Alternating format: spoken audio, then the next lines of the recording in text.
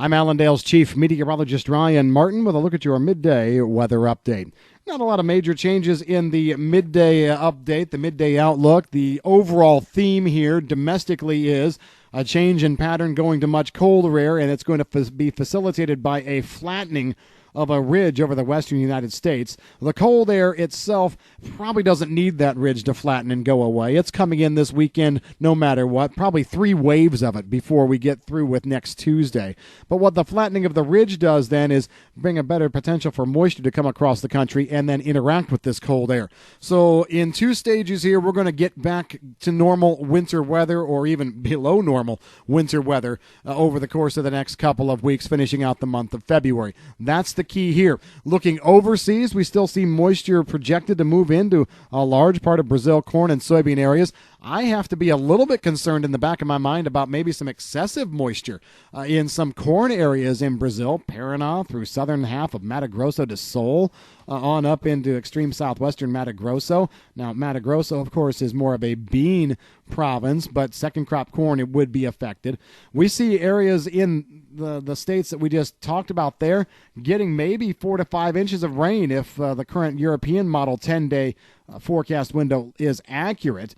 Any way you slice it, 4 or 5 inches of rain probably isn't the best. So 2 things here. First of all, we need to watch and see if this does verify in the days ahead. I will be honest, the GFS is on board with good rains, heavy rains in these areas as well.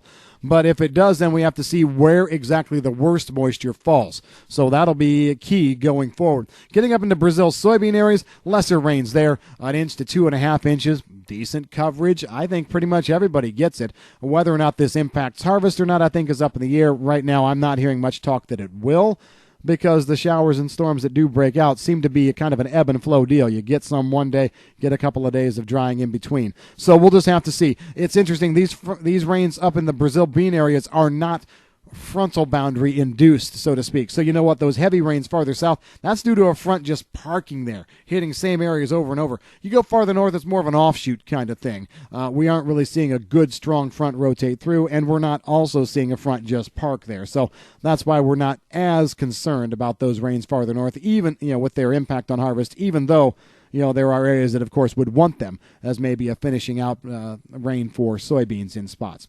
So that's the overall story. Let's come back here to the United States and talk about this pattern change. As we said, 3 waves of cold air coming in across the eastern part of the country here from, let's just say late this week, Friday, right on through next Tuesday. Some are even arguing that the push of cold air in across the region later today could be quantified as push number 1.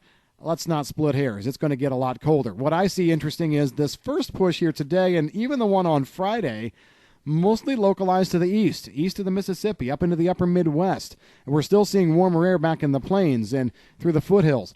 As we go into early next week, or let's even say this weekend, late Sunday into early next week, the next 2 waves of cold air actually expand the trough. And we're going to be moving those into hard red winter wheat areas, back into the central, southern plains, eastern Colorado. So this cold air push is going to be something that the entire country sees. And then after that, the ridge over the western part of the U.S. flattens. We're going to be seeing several waves of moisture trying to come out of the region as we go from, let's just say the later stages of next week, Friday, Saturday, on into the 25th, 26th. Several waves coming out of the Four Corners region, out of the central southern plains, and up across the rest of the country. With cold air already in place, these are going to be mostly snow systems, some rain farther to the south. Either way, it's going to be a much more winter-like pattern across our region here. This is probably good news, though, for the hard red winter wheat areas in the plains. Dryness definitely a concern there. We're getting drier by the day with no significant moisture coming through.